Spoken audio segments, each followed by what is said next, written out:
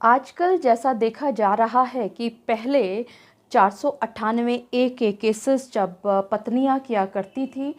तो पति और उसके परिवार के अन्य सभी सदस्य घबरा जाया करते थे।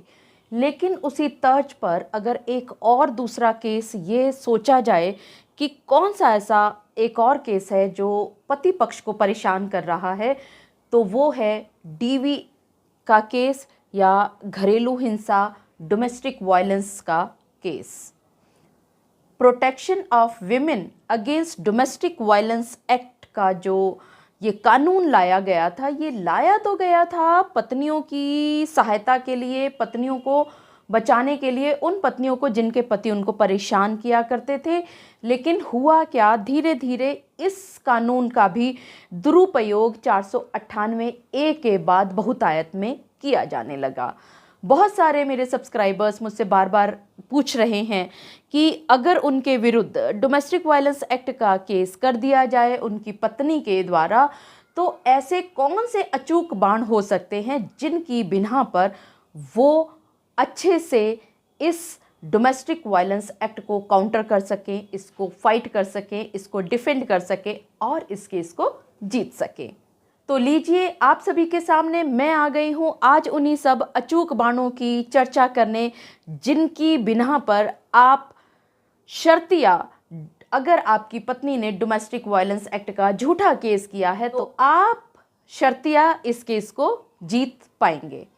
मैं एडवोकेट मोहिनी मोना आप सभी का पुनः स्वागत करती हूँ और आप सभी देख रहे हैं आपका पसंदीदा चैनल मोहिनी मोना एडवोकेट।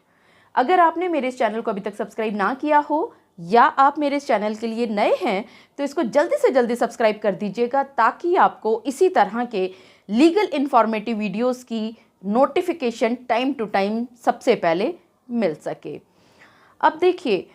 होता क्या है कि जैसे ही आप पति और आपके परिवार के लोगों के खिलाफ आपकी पत्नियां जब झूठे आरोप लगाया करती हैं, बेबुनियाद एलिगेशंस लगाया करती हैं, जिन एलिगेशंस का कोई लेना देना नहीं होता, उन भी एलिगेशंस को लगाने में झूठी पत्नियां सोचा नहीं करती। ऐसे में पूरा का पूरा परिवार टेंशन में आ जाया करता है। बहुत बार ये भी देखने में आया है कि लोग डिप्रेशन में आ जाते हैं और वो ये घबरा जाते हैं कि अब वो क्या करें, कैसे करें। तो सबसे पहले तो मैं आप सभी को ये बात बताना चाहूँगी कि आपको घबराने की बिल्कुल भी 1% भी ज़रूरत नहीं है, क्योंकि एविडेंसेस इस केस को प्रूव करने के लिए आपको नहीं देने हैं, बल्कि पहले आपकी पत्नी को उन सभी सबूतों को जुटाना होगा और उन सभी सबूतों को जुटाने के बाद पहले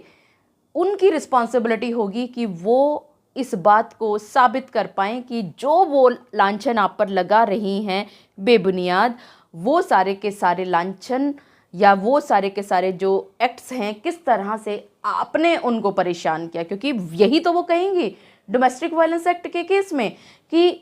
उनका पति खराब है, उनके पति ने उनके साथ मारपीट की, उनके साथ अत्याचार किया, उनको घर से बाहर निकाल दिया, चोट लगाई, पैसा नहीं दिया, बहुत बार उनको पुलिस में जाना पड़ा। लेकिन आपको यहाँ नहीं घबराना है, बल्कि आपको मैं आज वो अचूक बाण बताने जा रही हूँ जिनको अगर आपने ध्यान से सुन लिया, नोट कर लिया और उनको अगर आपने अपने केसेस में उतार लिया तो आपको जिताने से कोई नहीं बचाने वाला। सबसे पहला अचूक जो बाण है वो ये है कि आप एविडेंसेस कलेक्ट कीजिए, आप उन सभी सबूतों को इकट्ठा कीजिए। इसका मतलब ये हुआ कि शादी से पहले जो आपका कोर्टशिप पीरियड था उसमें या शादी के बाद आप जहाँ कहीं भी घूमने के लिए गए, आपको उनके फ़ोटोग्राफ्स कलेक्ट करने हैं। अगर आपके बीच में कोई भी व्हाट्सएप चैट या और किसी तरह की चैटिंग हुई है सोशल साइट्स पर या एसएमएस के ज़रिए या किसी ईमेल के ज़रिए, तो वो सारी चीज़ें आपने संभाल करके निकाल करके रखनी है। इसी तरह से अगर आप शादी के बाद कहीं हनीमून पर गए हैं या आप किसी पार्टी में गए हैं, किसी गेट टुगेदर में गए हैं, आप किसी बर्थडे सेलिब्रेट एक साथ कर रहे हैं, या आपकी पत्नी बीमार थी और आप छुट्टी लेकर के आप उनके पास आ रहे हैं। ये सारी चीज़ें आपने कलेक्ट करनी है। आपने अपने दिमाग में मंथन करना है कि किस किस तरह से आपने और आपकी पत्नी ने अच्छा समय गुजारा था। इन सभी चीज़ों के बिल्स आपके पास हो सकते हैं। अगर आपकी कोई ट्रांजैक्शंस हैं कि आपने अपनी वाइफ के लिए कोई गिफ्ट्स लिए हैं, वो अगर ट्रांजैक्शंस हैं तो आप वो ट्रांजैक्शंस कलेक्ट कीजिए। आपकी सिनेमा हॉल की टिकट्स यानी कि फ़िल्म की टिकट्स आपके पास हो सकती हैं, या अगर आप हनीमून ट्रिप पर गए हैं तो आपके होटल बिल्स आपके पास हो सकते हैं। आपकी बीवी की तबीयत अगर ठीक नहीं थी, आपने छुट्टी ली थी, तो वो आपने जो छुट्टी ली थी वो आपके पास बाकायदा सबूत हो सकता है। इसी तरह से अगर आप एक साथ कहीं भी घूमने गए हैं, एयर टिकट्स, रेलवे टिकट्स या व्हाटएवर, जो भी साथ आपने एक साथ अच्छा समय गुजारा है, उन सभी चीज़ों को आप कलेक्ट कर लीजिए। ये आपका पहला काम होगा जैसे ही आपकी पत्नी के डोमेस्टिक वायलेंस एक्ट का समन आपके घर में पहुंचता है। दूसरा, इस केस में पुलिस नहीं होती, पुलिस की कोई दखलंदाजी नहीं होती, क्योंकि ये क्रिमिनल केस नहीं है। तो यहाँ पर ना तो आपकी अरेस्ट होगी और ना ही पुलिस होगी। तो जो आपका जो टेंशन है सबसे ज़्यादा, जो 498A का जब केस आता है तो आपको यही चिंता सबसे ज़्यादा सतानी पड़ती है कि अब आपको पुलिस की चक्कर लगाने पड़ेंगे, अब आपको बेल करानी पड़ेगी, पता नहीं बेल मिलती है कि नहीं, बेल रिजेक्ट ना हो जाए तो आपको हाई कोर्ट भी जाना पड़ सकता है, कई बार सुप्रीम कोर्ट तक जाना पड़ता है। तो ये सारा जो डर है वो आप निकाल दीजिए। इसके बाद जो तीसरा सबसे इम्पॉर्टेंट पॉइंट है, डिस्चार्ज एप्लीकेशन। जैसे ही आपने डोमेस्टिक वायलेंस एक्ट का केस देखा, जो आपकी पत्नी ने आपके ऊपर लांछन लगाए, आपने पढ़ लिए और आपने ये पाया कि सारे के सारे जो एलिगेशंस हैं वो सारे के सारे बेबुनियाद हैं। आपकी पत्नी ने उन लोगों के खिलाफ भी लांछन लगाने में देर नहीं की जो कि उस एक शेयर्ड हाउस होल्ड में रहते भी नहीं थे। आप सभी को ये बात तो अच्छी तरह से मालूम ही है कि अगर कोई भी स्त्री घरेलू हिंसा का केस दायर करती है तो पहले उसको ये साबित करना होगा कि जिनके खिलाफ वो लांछन लगा रही है वो उसी घर में उनके साथ साझा रहते थे। वो उसमें आपके चाची, ताई, मौसी या ऐसे और सिस्टर्स, मैरिड सिस्टर्स का भी नाम लिख दिया करती हैं जो आपके साथ कभी रहते ही नहीं थे। तो आपने यहाँ बिल्कुल परेशान नहीं होना है। सबसे पहला काम आपने करना है, पहली ही तारीख पर आपको डिस्चार्ज एप्लीकेशन लेकर के आनी है और कभी आपको डिस्चार्ज करवाने में परेशानी नहीं आएगी अगर आप बकायदा जो जो उसके इंग्रेडिएंट्स हैं उन सभी को लेकर के जाएंगे। चौथा इम्पॉर्टेंट पॉइंट है क्वेश्चनिंग। अगर आपको ये लगता है कि पूरी की पूरी जो बुनियाद है या पूरी की पूरी जो स्टोरी इन्होंने जो बनाई है आपकी पत्नी ने आपके विरुद्ध और आपके परिवार के लोगों के विरुद्ध में, वो बिल्कुल ही झूठी है, तो आप 482 CRPC के तहत सीधा हाई कोर्ट में भी जा सकते हैं और वहाँ पर आप क्वेश्चनिंग भी लगा सकते हैं। पांचवा, नो पनिशमेंट। क्योंकि आपकी पत्नी ने ये जो केस दायर किया है वो अपने लिए, यानी आपकी पत्नी ने खुद के लिए प्रोटेक्शन ऑर्डर्स लेने के लिए आपके विरुद्ध एक केस दायर किया है। तो अगर वो अपने लिए कुछ मांग रही हैं तो आपके ऊपर सजा का प्रावधान नहीं हो सकता, क्योंकि ये क्रिमिनल केस नहीं है। तो आप अपना भय, चिंता, डर सब हटा दीजिए, कोई भी पनिशमेंट आपको नहीं होने वाली। छठा जो सबसे महत्वपूर्ण एक पॉइंट है कि अक्सर इस protection of women against domestic violence act के तहत जब पत्नी कोई भी केस दायर करती है तो ज़्यादातर केसों में अगर थोड़ा सा भी सच नज़र आता है तो जज उनको प्रोटेक्शन ऑर्डर्स दे दिया करती हैं। यहाँ पर आपने ध्यान रखना है कि आपने अगर किसी भी प्रोटेक्शन ऑर्डर को ब्रीच किया यानी कि तोड़ा तो हाँ, यहाँ पर आपको परेशानी आ सकती है, क्योंकि आप जैसे ही किसी भी प्रोटेक्शन ऑर्डर को ब्रीच करेंगे तो वहीं पर क्रिमिनल कार्यवाही आपके विरुद्ध हो सकती है और यहाँ पर अब पुलिस का रोल शुरू हो जाता है और यहाँ आपको पनिशमेंट यानी सज़ा भी मिल सकती है। तो ध्यान रहे कि अगर किसी भी तरह का कोई भी प्रोटेक्शन ऑर्डर जज साहब ने दिया है आपके विरुद्ध, आपकी पत्नी के फेवर में, तो आपको किसी भी हालत में उसको तोड़ना नहीं है। 7वां जो इम्पॉर्टेंट अचूक बाण है वो ये है कि जब भी आपके पास ये सम्मन आया इस केस का, तो आपको पूरा का पूरा जो नोटिस है वो आपको मिल गया और अब आपको इसका जवाब देना है। यहाँ ज़्यादातर लोग जवाब देते हुए स्पेसिफिकली डिनाई नहीं करते। स्पेसिफिकली डिनाइल का मतलब ये है कि उदाहरण के तौर पर आपकी पत्नी ने कहा कि उनके पति यानी आप सुबह से लेकर के शाम तक रोज उनको मारते पीटते और बार बार हर बात पर गाली गलौज किया करते हैं, तो आप सीधा सा ये नहीं कहेंगे ये सब गलत है, बल्कि आपको इस तरह से लिखना होगा कि ये कहना बिल्कुल गलत है कि मैं जो इस बात का जवाब दे रहा हूँ वो उनको बार बात पर मारता था या पीटता था या गाली गलौज किया करता था, बल्कि अब यहाँ पर आपको अपनी वो बातें कहनी होंगी कि आप किस तरह से अपनी पत्नी को रखते थे। तो इसको कहते हैं स्पेसिफिकल डिनायल, यानी कि कोई भी चीज़ ऐसी ना छूट जाए जो आपकी पत्नी ने आप पर लांछन लगाया था और आप जवाब देते वक्त उसको स्पेसिफिकली डिनायल यानी कि विशेषतः उसी बात को आप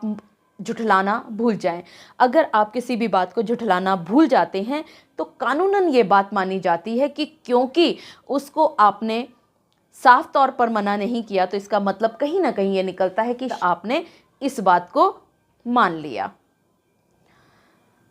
अगला जो इम्पॉर्टेंट पॉइंट है, विटनेसेस को तैयार करना। जब भी आप अपना जवाब दे रहे हैं तो उस जवाब को देते समय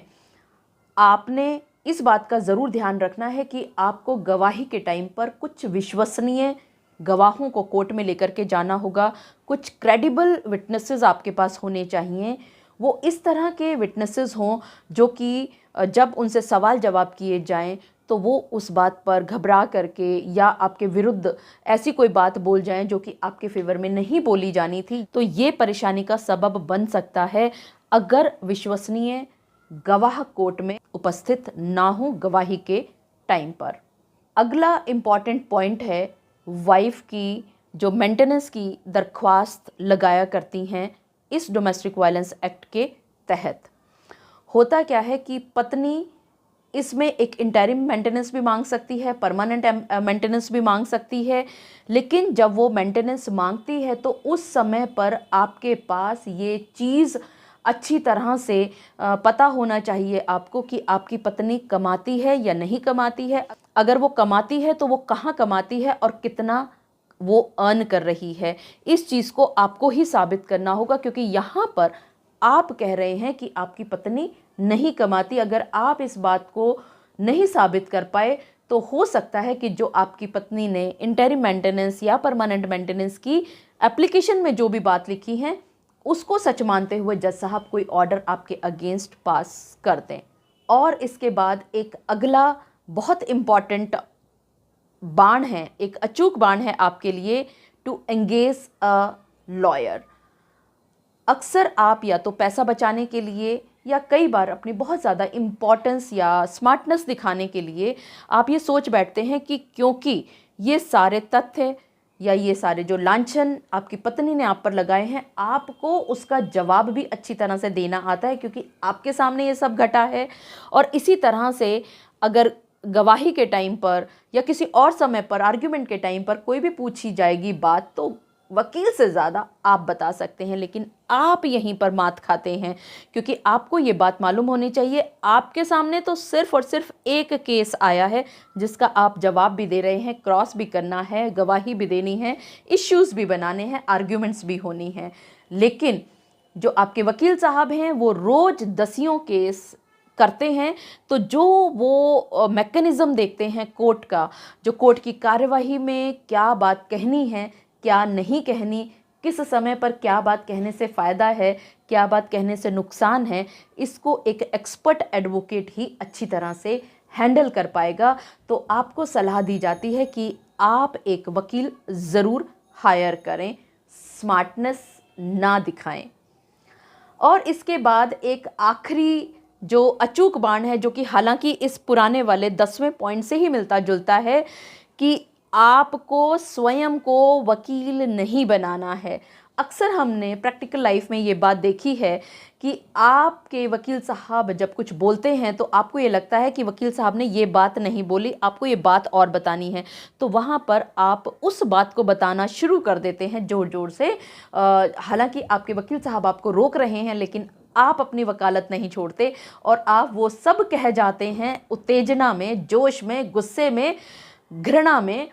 जो आपको नहीं कहना चाहिए था। और वहाँ आपकी स्टेटमेंट हो जाती है रिकॉर्ड और हो जाता है आपके अगेंस्ट कोई ना कोई एक ऐसा ऑर्डर जो आपके गले की हड्डी बन बैठता है।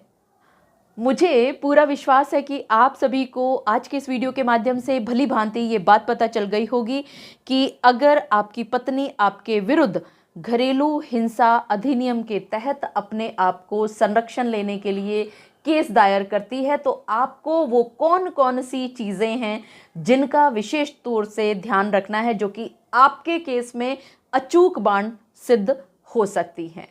मुझे पूरा विश्वास है कि आप सभी को मेरा आज का वीडियो भी बहुत अच्छा लगा होगा। अगर आपको मेरा आज का वीडियो भी अच्छा लगा तो इसको लाइक, शेयर और कमेंट करना ना भूलिएगा। और हाँ, अगर आप मेरे इस चैनल के लिए नए हैं या आपने इस चैनल को अभी तक सब्सक्राइब ना किया हो तो इसको जल्दी से जल्दी सब्सक्राइब कर दीजिएगा, ताकि आपको इसी तरह के legal informative videos time to time मिलते रहें। और हाँ, वीडियो को सब्सक्राइब करने के बाद ऑल बटन दबाना ना भूलिएगा, तभी आपको सभी नोटिफिकेशंस टाइम टू टाइम मिलेंगे। अपना और अपने परिवार का बहुत अच्छी तरह से ध्यान रखिएगा। Thank you, take care, bye bye.